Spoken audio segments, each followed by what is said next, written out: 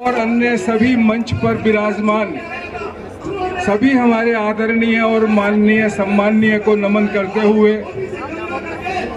और आए हुए यहाँ पर हजारों की तादाद में जो बाबा साहब के अनुयायी आए हुए हैं, उन सबको नमन करते हुए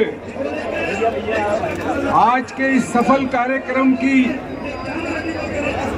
आयोजकों को बहुत बहुत बधाई देना चाहते हैं।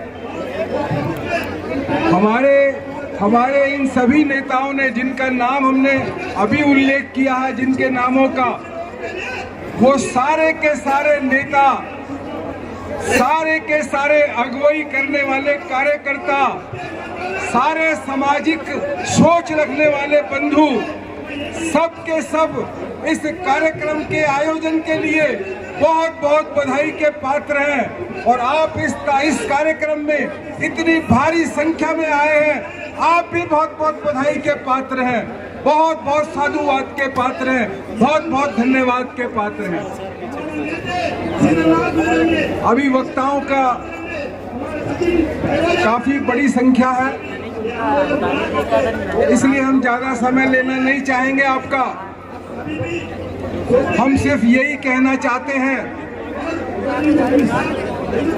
कि बाबा साहब डॉक्टर भीमराव अंबेडकर जी किसी एक समाज के, किसी एक समुदाय के, किसी एक वर्ग के, किसी एक क्षेत्र के और किसी एक धर्म के नेता नहीं थे, अगुवाई करने वाला नहीं थे।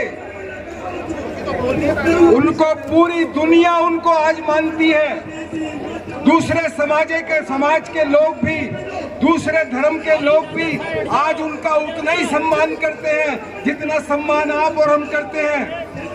ऐसे महापुरुष जिन्होंने संविधान की रचना की, मानवता का अलग जगाया, महिलाओं का उद्धार के कानून बनाए, गरीबों के उत्पीड़न को बहुत बारीकी से लिया, सारे के सारी सुविधाएं सभी गरीब लोगों को देने का प्रयास किया। संविधान में एक एक व्यक्ति का ही नहीं बल्कि पशु पक्षियों का भी उत्पीड़न ना हो, इस बात का भी बाबा साहब ने ध्यान रखा। ऐसे बाबा साहब की प्रतिमा को वहां से हटाना, इससे ज्यादा दुख की बात और कोई नहीं हो सकती है। ये बहुत ही दुख का मौका है, बहुत ही दुख का मौका है, बहुत पीड़ा हुई है, बहुत जख्म हमारे मनों को लगे हैं। इस आपने जो बात की है या आपने जो प्रतिमा को हटाने का प्रयास किया है, हमारा ये कहना है इस सरकार से हमारा निवेदन है, हाथ जोड़ के निवेदन है कि आप तो बहुत अच्छे हो, बहुत मेहनती हो, आपका डंका पूरी दुनिया में बजता है, आपको सब मानते हैं, पूरी दुनिया के लोग, राजे महाराजे आपके चरणों में नमन करते हैं। और आप तो इतने दयालु हो कि आतंकवादियों को भी जो है बिरयानी ले जा करके खिलाते हो। आप तो इतने दयालु हो कि आप नवाज शरीफ के यहाँ पर उनके पर्सनल कार्यक्रम में पहुँच जाते हो। आप इतने दयालु हो कि आप बांग्लादेश की प्रधानमंत्री को आप आश्रय दे देते हो। आप तो इतने दयालु हो और आपको इतना नहीं मालूम कि जो देश और जो व्यक्ति और जो समूह अपने पूर्वजों का सम्मान नहीं करता है, वो मिट्टी में मिल जाता है। इस मंच के माध्यम से हमारा ये कहना है, यदि बाबा साहब की प्रतिमा को उन्हें उसी जगह स्थापित नहीं किया, बाबूजी क्या कर रहे हो? सारे परिवार के देश भर में गली गली, मोहल्ले, गाँव का इसमें विस्तार होगा। बहुत बहुत धन्यवाद। बहुत बहुत आज बाबा साहब की प्रतिमा संसद भवन में पुनः स्थापित करने हेतु जो ये कार्यक्रम आयोजित किया गया है, इस कार्यक्रम के आयोजक साथी, सम्मानित मंच और मेरे सामने बैठे हुए सभी बुद्धिजीवी साथियों, अपनी बात शुरू करने से पहले सभी महापुरुषों को नमन करने के बाद आपके बीच में जयप्रकाश सबसे पहले जय भीम का उद्घोष करता है। सम्मानित साथियों 2 मिनट का समय मिला है समाप्त करनी है। और जैसा कि हमारे साथी बता रहे हैं, प्रतिमा को रात को अंधेरे में निकाला गया, रात में ये काम किया गया, इसका मतलब चोरी से किया गया। अरे ताकत थी तो दिन में हटाते, वहीं पर हम तुमको बताते कि बाबा साहब को मानने वाले कौन हैं। सम्मानित साथियों, हमारे बीच में बाबा साहब बोल करके गए कि ये संविधान मैंने बड़ी मुश्किल से इस देश की सामाजिक व्यवस्था के विरोध में आकर के ये संविधान लिखा है।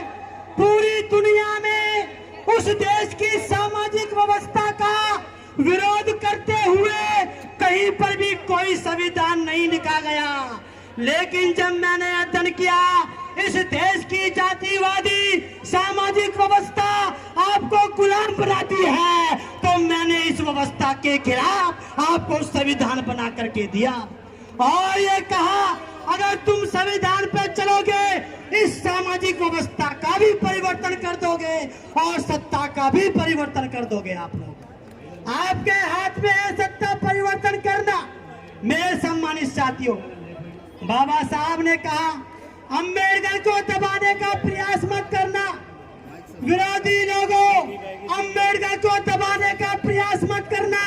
अगर अंबेडकर को दबाने का प्रयास किया तो ये अंबेडकर जमीन में से अंकुरित होकर के निकलेगा और अपने जैसे लाखों अंबेडकर पैदा करेगा। ये बाबा साहब ने कहा। निकले साहब काशीराम जैसे नए अंबेडकर पैदा हुए, जिन्होंने उनकी चूल को हिलाने का काम किया। हमारे साहब काशीराम ने उनकी चूल को हिलाने का काम किया। हम वचन देते हैं नौजवान साथियों, अपने इन सारे नेताओं को जिन्होंने इस मूवमेंट को यहाँ तक पहुँचाया, आपने साहब काशीराम का साथ देकर अगर हमको सीएम दिया है तो हम अपने खून की कुर्बानी देके तुम्हें देश का प्रधानमंत्री बना करके देंगे।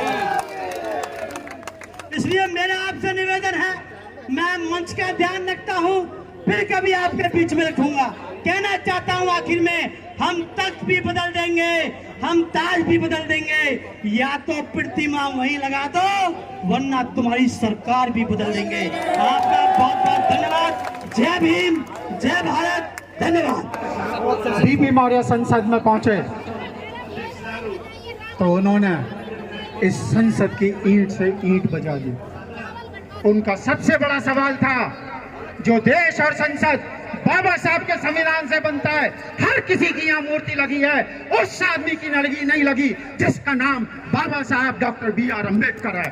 और एक आंदोलन खड़ा करा, लाखों लोग जेलों में गए, लाखों लोगों ने अपने जान की कुर्बानी दी और बाबा साहब की प्रतिमा वापस स्थापित की गई।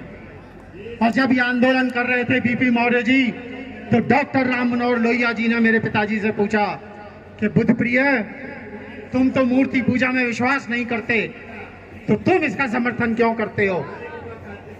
तो उनका मैं जवाब बताता हूं। उन्होंने कहा था डॉक्टर राम मनोहर लोहिया जी को, लोहिया जी, ये देश मूर्ति पूजा में विश्वास करता है। जब बाबा साहब की मूर्ति भारत के संसद में लगेगी तो उसकी नकल करते हुए देश के हर राज्य की राजधानी में लगेगी, फिर हर बड़े शहर में जाएगी और फिर हर छोटे गांव में जाएगी, कस्बे में जाएगी। और छोटे गांव और कस्बों में जब जाएगी तो जातिवादी सोच के लोग इन मूर्तियों को तोड़ेंगे, और जब इन मूर्तियों को तोड़ा जाएगा तो संघर्ष होगा, और जब संघर्ष होगा तो हिंदुस्तान में क्रांति आएगी।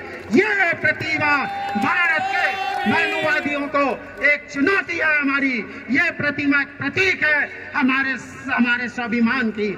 हमारे स्वाभिमान से आज की सरकार ने छेड़छाड़ की है। तो लो आज प्रण इस भूमि से कि जब तक वो प्रतिमा वहीं पे स्थापित नहीं हो जाएगी, हम चैन से नहीं बैठेंगे। मेरे को साथियों 2 मिनट दिए गए हैं, मैं ईमानदारी से बताऊं, मेरा मूड 15 मिनट में तो बोलने का मन था। 2 मिनट मेरे हो चुके। एक शेर के साथ खत्म करता हूं। नूर की किरण जुल्मात पे भारी होगी, नूर की किरण जुल्मात पे भारी होगी, रात उनकी सही सुबह हमारी होगी। तो मेरे साथियों, जो निजाम है यहाँ से कोई ज्यादा दूर नहीं है। लगाओ नारा बाबा साहब का और उनके कानों तक पहुंचा दो। बाबा साहब, बाबा साहब, बाबा साहब। और अगर ये मूर्ति वहां नहीं लगी तो इस सरकार को उखाड़ने का काम करो। याद रखना, जो पहले सत्ता में थे, जो आज सत्ता में, इन लोगों में कोई ज्यादा फर्क नहीं है। वो काट के डालते थे, छाया में डालते थे, काट के ये भी हमें डालते हैं, धूप में डालते हैं, सिर्फ इतना फर्क है। जय भीम। साथियों, आज बड़ा ही खुशी का दिन है कि दिल्ली, एनसीआर और दूर दूर से आए सभी साथियों का इस मंच की ओर से धन्यवाद करता हूं और आशा करता हूं कि आगे भी आने वाले समय में आप बाबा साहब की प्रतिमा लगाने के लिए हजारों की संख्या में आगे भी आते रहेंगे जब तक ये प्रतिमा पार्लियामेंट में ना लग जाए। मैं सर्वप्रथम अपने समस्त महापुरुषों को वंदन करता हूं जिनके त्याग और बलिदान से अच्छा जीवन जी रहे हैं। आज हम डॉक्टर अंबेडकर प्रतिमा पुनर्स्थापना समिति और समता सैनिक दल के संयुक्त तत्वाधान में जंतर मंतर पर अपनी मांगों को लेकर एकत्रित हुए हैं। मैं मंच पर उपस्थित सभी संस्थाओं के प्रतिनिधियों का और जितनी भी संस्थाएं आई हैं सबका धन्यवाद करता हूं और अभिनंदन करता हूं। साथियों, बाबा साहब अंबेडकर जी ने समाज की प्रगति, सम्मान और स्वाभिमान को जिंदा रखने के लिए अपने 4 बच्चों का बलिदान कर दिया था। आज हम उनकी स्टेचू के लिए क्या इतना सा बलिदान भी कर सकते हैं जो हम जंतर मंतर पे हजारों नहीं लाखों की संख्या में आकर के उनकी प्रतिमा को दोबारा से लगाएं और उसी जगह पे लगेगी जहां पर उन्होंने हटाई है। परंतु बाबा साहब अपने संकल्प से, वचन से रहे, हटे नहीं, वे डिगे नहीं और डरे नहीं। बाबा साहब अपनी अंतिम सांस तक हमारे अधिकारों के लिए संघर्ष करते रहे। हम बंधुओं, केंद्र सरकार और लोकसभा सचिवालय ने संसद भवन के प्रांगण में लगी परम पूज्य दलित शोषित के मसीहा भारत रत्न बाबा साहेब डॉक्टर अंबेडकर जी की प्रतिमा को साजिश के तहत मूल स्थान से हटाकर पीछे की ओर एक प्रेरणा स्थल का नाम देकर बाबा साहब अंबेडकर जी की प्रतिमा को वहां से लिफ्ट करने का जो काम किया है, जो तथागत इसकी हम मूलतः घोर अपराध करते हैं और निंदा करते हैं। बाबा साहेब डॉक्टर अंबेडकर जी का यह प्रतिमा दादा साहब गायकवाड़ और भूतप्रिय मौर्य जी आदि नेताओं ने अपने प्रयासों से संघर्षों के बाद पुरानी संसद के प्रांगण में लगाई थी। शोषित के दलित समाज 14 अप्रैल डॉक्टर अंबेडकर के जन्मदिन पर और 6 दिसंबर पुण्यतिथि पर अंबेडकर जी की पुण्यतिथि पर लाखों की संख्या में आके अपने मसीहा के प्रति पुष्पांजलि और श्रद्धांजलि करते हैं। उससे हम वंचित किया जा रहा है। हम मनुवादियों का षड्यंत्र है कि हमें इसे बर्दाश्त नहीं करेंगे। यह महासभा भारत सरकार और लोकसभा सचिवालय से मांग करती है मोदी साहब बाबा साहब डॉक्टर अंबेडकर जी की प्रतिमा पुनः उसी स्थान पर लगानी होगी। बाबा साहेब डॉक्टर अंबेडकर जी ने संविधान की स्थापना करके स्वतंत्रता, समानता का जो अधिकार हमें दिलाया, वे मनुवादी सरकार षड्यंत्र के तहत उसे नष्ट करना चाहती है और उनसे छीनना चाहती है। लड़ाई स्वयं लड़नी होगी। साथियों, हाल ही में अनुसूचित जाति व जनजाति के बारे में क्रीमी की बात करना ठीक नहीं है। यह दुर्भाग्यपूर्ण है। आरक्षण या अधिकार अनुसूचित जाति जनजाति को उनके सामाजिक और शैक्षणिक पिछड़ेपन और सदियों से उनके ऊपर हो रहे अत्याचारों को, अन्याय को दूर करने के लिए दिया गया। मैं पूछना चाहता हूं कि समाज में भेदभाव, छुआछूत समाप्त हो क्यों नहीं रहा? जब दलितों के साथ भेदभाव समान नहीं तो आएगा तो चर्चा करना उचित होगा। 24 सितंबर 1952 को महात्मा गांधी और डॉक्टर अंबेडकर के बीच एक समझौता हुआ जिसे पूना पैक्ट कहते हैं। इसी पूना पैक्ट के तहत अनुसूचित जाति व जनजातियों को संवैधानिक रूप में आरक्षण प्राप्त हुआ। पूना पैक्ट से दलित स्वर्ण की राजनीतिक शक्ति कमजोर हो गई और आरक्षण के नाम पर स्वर्ण हिंदुओं के इशारे पर चलने वाले कठपुतली नेता और सांसद विधानसभा में प्रवेश हो गए। जो अपने मालिक के इशारे पर अपनी पूंछ हिलाते हैं। हम बंधुओं, इस बात का स्मरण रहे कि संसार में बड़ी उपलब्धि बिना कठिन संघर्ष के प्राप्त नहीं होती। हमें इस संघर्ष में सबका साथ देना है और मूर्ति को पार्लियामेंट में उसी जगह पे लगाना है। हमने फूल नहीं चुन पाते जो कांटों से टकराते हैं, अधिकार तो मांगे नहीं मिलते, अधिकार तो छीने जाते हैं। संविधान की लड़ाई में निमंत्रण भेजे नहीं जाते, संविधान की लड़ाई में निमंत्रण नहीं भेजे जाते। जिनका जीवन जिंदा है वो खुद ब खुद जले मैदान में आ जाते। जय भीम, जय भारत।